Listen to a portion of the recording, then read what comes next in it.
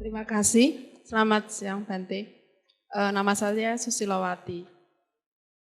Saya mau menanyakan sekalian mungkin apa ini juga perasaan yang tidak enak di sekitar kita. Misalnya di sekitar kita bukan dari diri kita sendiri, tapi di sekitar kita kebetulan ada orang yang suka marah.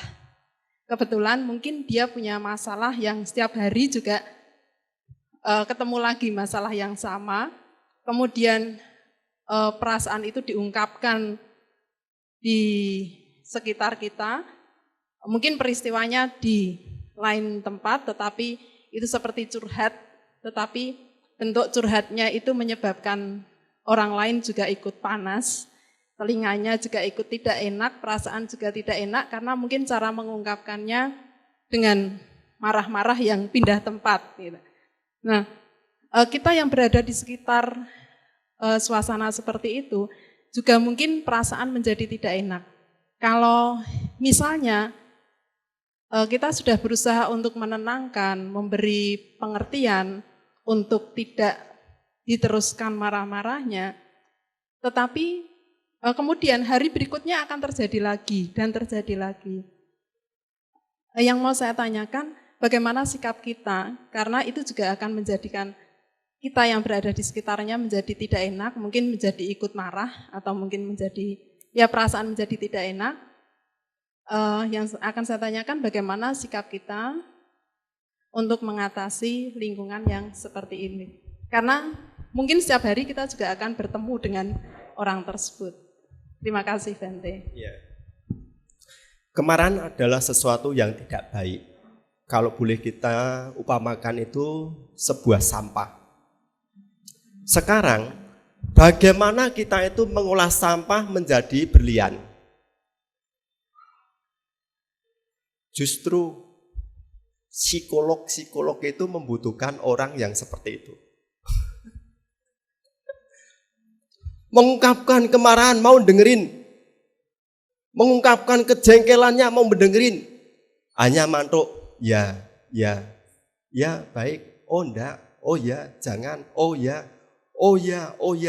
selesai, plong dia, berapa Pak? Jadi bagaimana kita itu bisa mengolah sampah jadi permata, jadi berlian. Itu. Jangan kita anggap seperti orang yang sering mengutarakan keluh kesah itu sesuatu, orang ini kok hari-hari seperti ini. Kadang-kadang kita perlu orang-orang seperti itu dalam rangka untuk membuat kebajikan. Dengan kita mendengarkan, oh ya, baik, ya, jangan. Dia bisa memuntahkan semua, dia merasa plong. Kita cukup oh ya, oh jangan, oh ya. Jadi kita hanya cukup.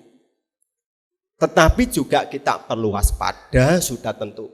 Jangan kita terseret dengan kata-kata, dengan ucapan, dengan hal-hal yang diungkapkan yang tidak baik. Kita jangan terseret. Kita tetap waspada.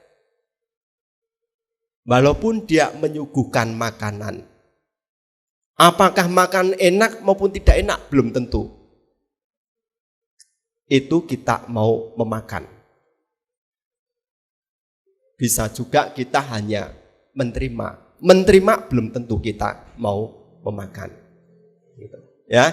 Jadi kadang-kadang kita dalam praktek dhamma, ya, kita butuh orang-orang seperti itu.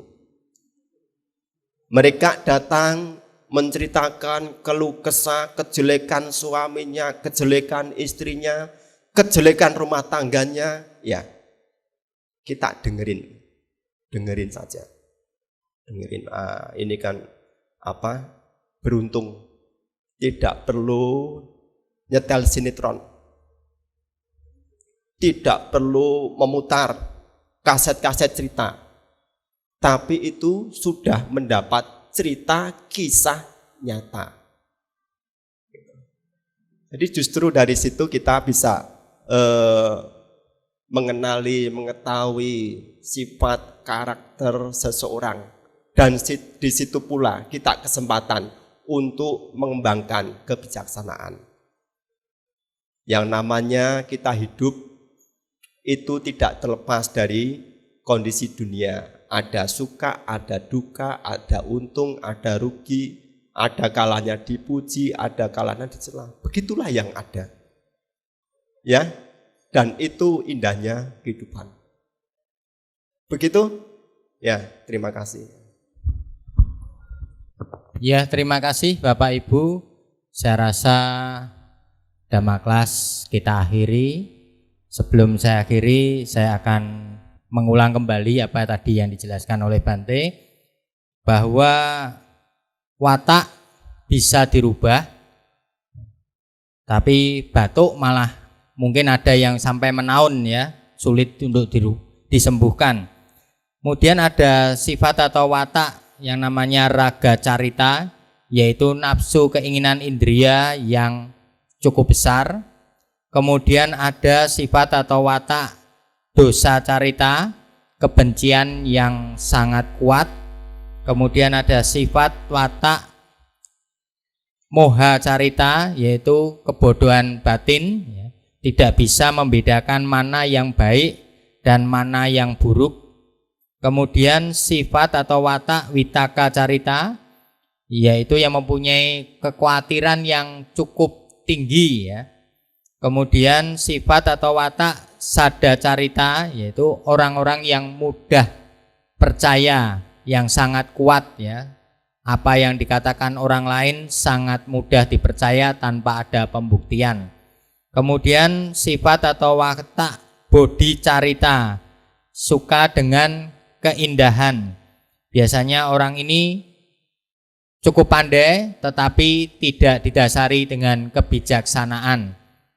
Kemudian watak-watak ini bisa kita rubah dengan cara meditasi untuk yang raga carita dengan objek mayat atau asubha ya. Itu kita bisa lakukan dengan meditasi objeknya objek mayat. Kemudian dengan dosa carita kita dengan meditasi meta karuna, atau kita bisa mengembangkan meta cinta kasih atau karuna cinta kasih sayang kepada semua makhluk yang universal. Jadi tidak ditujukan pada seseorang saja tetapi untuk semua makhluk. Kemudian untuk moha vitaka carita itu bisa kita atasi dengan melakukan anapanasati, meditasi keluar masuknya nafas. Kemudian untuk sada carita kita bisa melakukan setiap hari dengan perenungan Buddha Nusati, Dhamma Nusati, dan Sangha Nusati. Kemudian yang keenam bodhi carita kita bisa melakukan dengan meditasi vipassana, yaitu melihat segala sesuatu sebagaimana adanya. Kira-kira demikian yang bisa saya simpulkan. Semoga bisa bermanfaat untuk kita semua. Untuk itu Bapak Ibu kami mohon berdiri. Kita akan segera mengakhiri dan akan dipimpin oleh Bante Catamano dengan Samanera.